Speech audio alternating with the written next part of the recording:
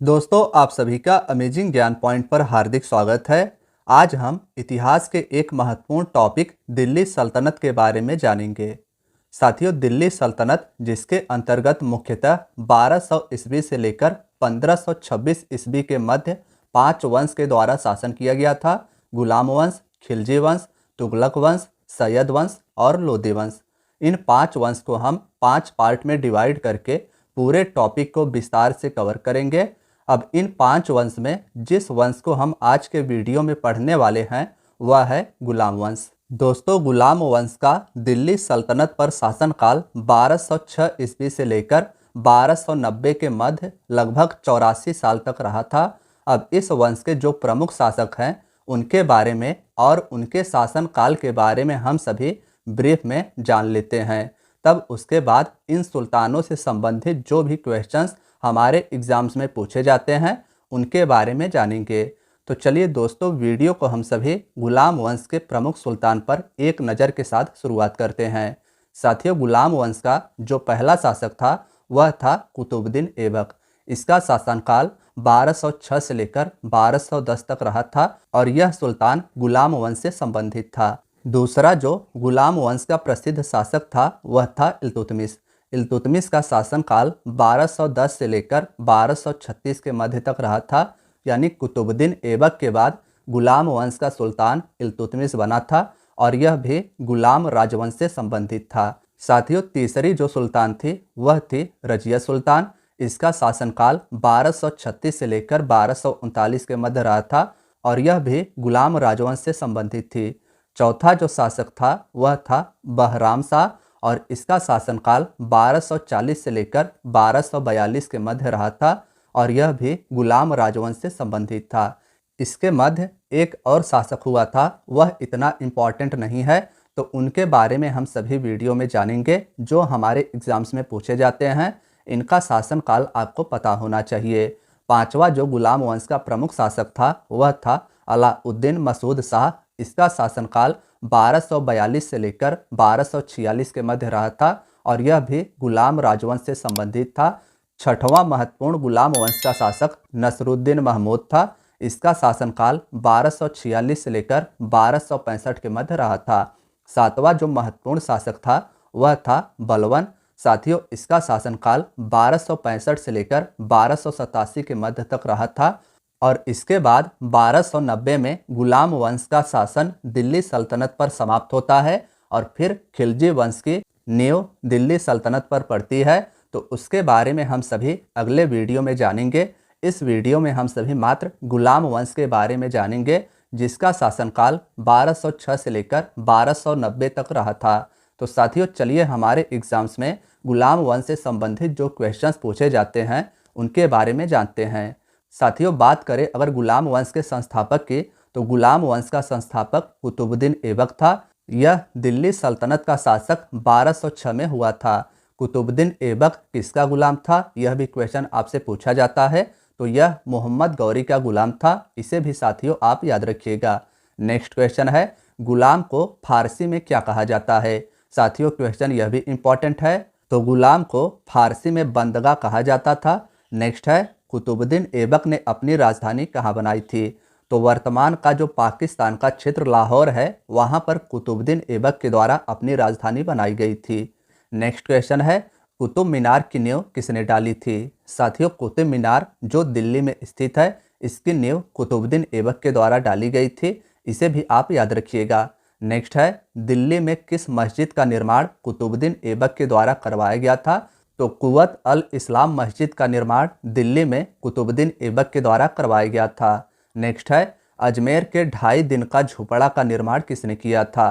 तो साथियों, अजमेर जो राजस्थान में स्थित है यहाँ पर 2.5 दिन के झोपड़े का निर्माण कुतुबुद्दीन ऐबक के द्वारा करवाया गया था। नेक्स्ट क्वेश्चन है, लाख बख्श यानी लाखों का दान देने वाला किसे कहा जाता था। तो कुतुबुद्दीन ऐबक आपको याद रखना है, इसे लाख बख्श के नाम से भी जाना जाता था। नेक्स्ट है, कुतुब मीनार के कार्य को किसने पूरा किया था। तो साथियों, इल्तुतमिश आपको याद रखना है। कुतुब मीनार की नींव कुतुबुद्दीन ऐबक के द्वारा रखी गई थी और इसका निर्माण कार्य पूरा इल्तुतमिश के द्वारा करवाया गया था। नेक्स्ट है, कुतुब मीनार पर बिजली गिरने के कारण किसके द्वारा इसका जीर्णोद्धार करवाया गया था? तो साथियों, फिरोज शाह तुगलक के द्वारा कुतुब मीनार पर बिजली गिरने के बाद इसका फिर से जीर्णोद्धार करवाया गया था। नेक्स्ट है, नालंदा विश्वविद्यालय को किसके द्वारा ध्वस्त किया गया था? तो बख्तियार खिलजी, आप याद रखिएगा। नेक्स्ट क्वेश्चन है, बख्तियार खिलजी किसका शासक था? तो साथियों, बख्तियार खिलजी कुतुबुद्दीन ऐबक का सेना नायक था। इसे भी आप याद रखिएगा। कुतुबुद्दीन ऐबक का सेना नायक बख्तियार खिलजी था और इसके द्वारा नालंदा विश्वविद्यालय को ध्वस्त किया गया था। नेक्स्ट है, ऐबक की मृत्यु किस खेल को खेलते हुए हुई थी? तो साथियों, चौगान खेलते हुए 1210 ईस्वी में ऐबक की मृत्यु हो गई थी। इसे भी आप याद रखिएगा। नेक्स्ट है, कुतुबुद्दीन ऐबक को कहाँ पर दफनाया गया था? तो लाहौर इसका राइट आंसर हो जाएगा। नेक्स्ट क्वेश्चन की बात करें तो साथियों, हमारे नेक्स्ट क्वेश्चन पूछा गया है, आराम शाह की हत्या करके इल्तुतमिश दिल्ली की गद्दी पर कब बैठा था? साथियों, कुतुबुद्दीन ऐबक के बाद दिल्ली का शासक आराम शाह बना था और इसकी हत्या 1211 में इल्तुतमिश के द्वारा करके दिल्ली की गद्दी पर अपना शासन स्थापित किया गया था। नेक्स्ट है, इल्तुतमिश ऐबक का क्या था? साथियों, याद रखिएगा कि इल्तुतमिश ऐबक का गुलाम भी था और यह ऐबक का दामाद भी था। यानी इल्तुतमिश की शादी ऐबक की पुत्री के साथ हुआ था और इल्तुतमिश ऐबक का गुलाम भी था। नेक्स्ट है, इल्तुतमिश किस वंश का शासक था? तो साथियों, शमसी वंश, आप याद रखिएगा। यह भी क्वेश्चन इंपॉर्टेंट है। नेक्स्ट है, ऐबक की मृत्यु के समय इल्तुतमिश कहाँ का गवर्नर था? तो बदायूं का गवर्नर ऐबक की मृत्यु के समय इल्तुतमिश था। नेक्स्ट क्वेश्चन है, इल्तुतमिश ने लाहौर से राजधानी को कहाँ स्थानांतरित कर दिया था? तो साथियों, दिल्ली इल्तुतमिश के द्वारा अपनी राजधानी बनाया गया था, लाहौर से ट्रांसफर करके। नेक्स्ट है, दिल्ली को राजधानी बनाने वाला प्रथम शासक कौन था? साथियों, क्वेश्चन यह भी इंपॉर्टेंट है, तो इल्तुतमिश, आप याद रखिएगा। नेक्स्ट क्वेश्चन की बात करें तो नेक्स्ट है, दिल्ली सल्तनत का वास्तविक संस्थापक किसे माना जाता है?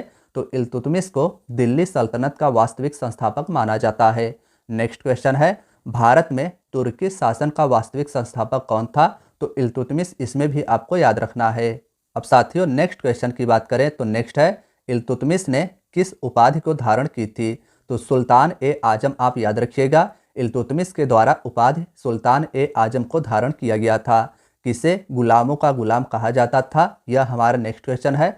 तो साथियों, इल्तुतमिश इसका राइट आंसर हो जाएगा। इल्तुतमिश को गुलामों का गुलाम कहा जाता था क्योंकि यह कुतुबुद्दीन ऐबक का गुलाम था और कुतुबुद्दीन ऐबक भी मोहम्मद गौरी का गुलाम था। तो इस प्रकार से इल्तुतमिश गुलामों का गुलाम कहा जाता है। नेक्स्ट है, चंगेज खान से बचने के लिए इल्तुतमिश ने किसे अपने यहाँ शरण दी थी? साथियों, चंगेज खान मंगोल शासक था और इससे बचने के लिए इल्तुतमिश ने ख्वारिज के सम्राट जलालुद्दीन को अपने यहाँ शरण दी थी। नेक्स्ट है, मध्य एशिया का सबसे शक्तिशाली राज्य कौन सा था जिसकी सीमा सिंधु नदी तक लगती थी? तो ख्वारिज साम्राज्य, आपको याद रखना है, मध्य एशिया का सबसे शक्तिशाली राज्य था जिसकी सीमा सिंधु नदी तक लगती थी और इसे अपने यहाँ शरण इल्तुतमिश के द्वारा चंगेज खान से बचने के लिए दिया गया था। नेक्स्ट है, ख्वारिज साम्राज्य को मंगोलों ने कब ध्वस्त कर दिया? तो 1220 ईस्वी में मंगोलों के द्वारा ख्वारिज साम्राज्य को समाप्त कर दिया गया। नेक्स्ट है, इक्ता व्यवस्था को किसने प्रारंभ किया था? तो साथियों, इक्ता व्यवस्था इंपॉर्टेंट है, याद रखिएगा कि इल्तुतमिश के द्वारा इक्ता व्यवस्था का प्रारंभ किया गया था। बात करें अगर इक्ता व्यवस्था की तो साथियों, इक्ता व्यवस्था के अंतर्गत सैनिकों और अधिकारियों को नगद वेतन के बदले भूमि प्रदान किया जाता था। नेक्स्ट है, दिल्ली का प्रथम शासक कौन था जिसने सुल्तान की उपाधि धारण की थी? साथियों, क्वेश्चन यह भी इंपॉर्टेंट है, तो इल्तुतमिश, आप याद रखिएगा। नेक्स्ट है, 40 योग्य तुर्क सरदारों के एक दल चहलगामी का गठन किसके द्वारा किया गया था? क्वेश्चन यह भी इंपॉर्टेंट है, तो इल्तुतमिश इसका राइट आंसर हो जाएगा। तुर्क सरदार अमीर जो होते थे उनके 40 योग्य सदस्यों को चहलगामी कहा जाता था और इनका गठन इल्तुतमिश के द्वारा किया गया था। नेक्स्ट है, इल्तुतमिश की मृत्यु कब हुई थी? तो 1236 ईस्वी में, आपको याद रखना है। इल्तुतमिश का शासनकाल 1210 से लेकर 1236 के मध्य रहा था और इसके पहले कुतुबुद्दीन ऐबक ने गुलाम वंश पर शासन किया था। नेक्स्ट है, इल्तुतमिश अपनी मृत्यु के पूर्व किसे अपना राज्य सौंपने की इच्छा व्यक्त की थी? तो साथियों, रजिया सुल्तान, आपको याद रखना है कि इल्तुतमिश ने अपनी मृत्यु के पूर्व रजिया सुल्तान को अपना राज्य सौंपने की इच्छा व्यक्त की थी, लेकिन रजिया सुल्तान तत्काल समय में दिल्ली की शासिका नहीं बन पाई। नेक्स्ट है, इल्तुतमिश के बाद दिल्ली की गद्दी पर कौन बैठा था? तो इल्तुतमिश के मृत्यु के बाद दिल्ली के गद्दी पर रुकनुद्दीन फिरोज इसका पुत्र बैठा था। नेक्स्ट है, फिरोज शाह यानी रुकनुद्दीन फिरोज के सुल्तान बनने के बाद वास्तविक सत्ता किसके हाथों में चली गई? तो शाह तुर्कान आपको याद रखना है, ये फिरोज की माँ थी। यानी इल्तुतमिश के मृत्यु के बाद फिरोज शाह के सुल्तान बनने के बाद वास्तविक सत्ता फिरोज शाह के माँ शाह तुर्कान के हाथों में चली गई। नेक्स्ट है, रजिया सुल्तान दिल्ली की शासिका कब बनी थी? तो साथियों 1236 ईस्वी में रजिया सुल्तान दिल्ली की शासिका बनी थी और ये गुलाम वंश की शासिका 1239 तक रही थी। नेक्स्ट है, दिल्ली सल्तनत की प्रथम और अंतिम मुस्लिम महिला शासिका कौन थी? साथियों क्वेश्चन बहुत ही महत्वपूर्ण है, तो रजिया सुल्तान आप याद रखिएगा। अगला है, पर्दा प्रथा को त्याग कर कुबा यानी कोट और कुलाह यानी टोपी पहनकर दरबार में कौन बैठती थी? तो रजिया सुल्तान आपको याद रखना है। नेक्स्ट है, डाकुओं के द्वारा रजिया सुल्तान की हत्या कब कर दी गई थी? तो 1240 आपको याद रखना है। कैथल हरियाणा में 1240 में डाकुओं के द्वारा रजिया सुल्तान की हत्या कर दी गई थी। नेक्स्ट है, रजिया सुल्तान के बाद दिल्ली सल्तनत का शासक कौन बना? तो साथियों बहराम शाह सुल्तान बना था रजिया सुल्तान के बाद। बात करें अगर बहराम शाह के शासनकाल की, तो 1240 से लेकर 1242 तक बहराम शाह दिल्ली सल्तनत का शासक रहा था। नेक्स्ट है, बहराम शाह के समय राज्य के वास्तविक शक्ति का संचालन किसके हाथों में था? तो साथियों 40 गुलामों का दल जिसे चहलगाम कहा जाता था, बहराम शाह के समय राज्य का वास्तविक शक्ति का संचालन इन्हीं के द्वारा किया जाता था। बहराम शाह की मृत्यु कब हुई? तो 1242 में बहराम शाह की मृत्यु हो गई थी। नेक्स्ट है, 1242 से लेकर 1246 तक दिल्ली सल्तनत का शासक कौन था?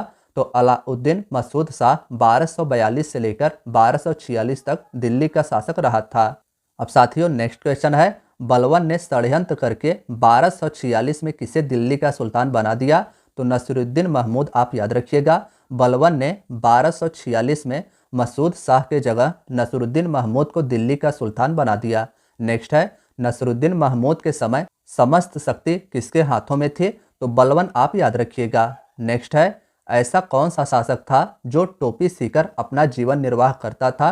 तो साथियों नसीरुद्दीन महमूद आप याद रखिएगा। अगले क्वेश्चन की बात की जाए तो बलबन ने अपनी पुत्री का विवाह किसके साथ किया था? यह हमारे नेक्स्ट क्वेश्चन पूछा गया है, तो नसीरुद्दीन महमूद आप याद रखिएगा। बलबन ने अपनी पुत्री का विवाह नसीरुद्दीन महमूद के साथ किया था और यह नसीरुद्दीन महमूद के समय दिल्ली का वास्तविक शासक था। नेक्स्ट है, नसीरुद्दीन महमूद ने बलबन को कौन सी उपाधि प्रदान की थी? तो उलुग खां आप याद रखिएगा। नेक्स्ट है, शमसी वंश का अंतिम शासक कौन था? तो नसीरुद्दीन महमूद आप याद रखिएगा। यह शमसी वंश का अंतिम शासक था। साथियों शुरू में हम सभी ने जाना था गुलाम वंश में शमसी वंश का संस्थापक इल्तुतमिश हुआ था और शमसी वंश का अंतिम शासक नसीरुद्दीन महमूद हुआ। इसका कोई पुत्र नहीं था, तो उसके बाद गद्दी पर बलबन बैठता है। नेक्स्ट है, नसीरुद्दीन महमूद के बाद दिल्ली सल्तनत का 1265 में अगला शासक कौन होता है? तो बलबन 1265 में दिल्ली सल्तनत का अगला शासक बनता है। नेक्स्ट है, बलबन का वास्तविक नाम क्या था? तो साथियों यह भी इंपॉर्टेंट है, बहाउद्दीन आपको याद रखना है। नेक्स्ट है, सीरी नाम से एक नया नगर किसने बसाया था? तो बलबन ने सीरी नाम से एक नए नगर की स्थापना की थी। नेक्स्ट है, राज दरबार में सिजदा और पैबोस प्रथा की शुरुआत किसके द्वारा की गई थी? तो बलबन के द्वारा दरबार में सिजदा और पैबोस प्रथा की शुरुआत की गई थी। बात करें सिजदा की, तो साथियों सजदा घुटनों के बल बैठकर सुल्तान के सामने सर झुकाने की एक प्रथा थी और यह परंपरा फारसी एक परंपरा है। नेक्स्ट है, पेट के बल लेटकर सुल्तान के पैरों को चूमना कौन सी परंपरा थी? तो यह पेबोस परंपरा थी जो बलबन के द्वारा लागू किया गया था। नेक्स्ट है, तुर्कान ए चहलगामी का विनाश किसने किया था? तो बलबन आपको याद रखना है। साथियों तुर्कान ए चहलगामी 40 योग्य तुर्क सरदारों का एक दल हुआ करता था। इसका गठन इल्तुतमिश के द्वारा किया गया था और इसका विनाश यानी इसकी समाप्ति बलबन के द्वारा की गई थी। नेक्स्ट है, फारसी नव वर्ष की शुरुआत पर मनाए जाने वाले उत्सव नवरोज को भारत में किसने प्रारंभ किया था? तो बलबन, इसे आप याद रखिएगा।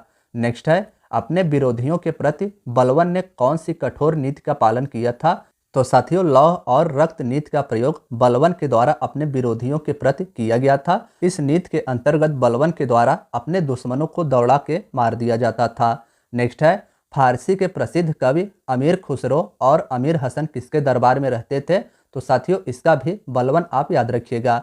अमीर खुसरो और अमीर हसन बलवन के दरबार में प्रसिद्ध फारसी कवि थे। नेक्स्ट है, बलवन की मृत्यु कब हुई थी? तो 1286 में बलवन की मृत्यु हुई थी, इसे भी आप याद रखिएगा। नेक्स्ट है, गुलाम वंश का अंतिम शासक कौन था? तो साथियों, शमसुद्दीन कैमूर्स आप याद रखिएगा। गुलाम वंश की नींव रखी गई थी कुतुबुद्दीन ऐबक के द्वारा और गुलाम वंश का अंतिम शासक शमसुद्दीन कैमूर्स था। और शमसुद्दीन कैमूर्स के बाद 1290 ईस्वी में दिल्ली सल्तनत पर खिलजी वंश का नींव पड़ता है, जिसे हम सभी अगले वीडियो में जानेंगे। तो साथियों, आज की आपकी वीडियो यहीं तक थी। अगला वीडियो हमारा होगा खिलजी वंश पे, उसके भी बारे में हम सभी विस्तार से ही जानेंगे, तो उसे भी आप जरूर देखिएगा। धन्यवाद दोस्तों।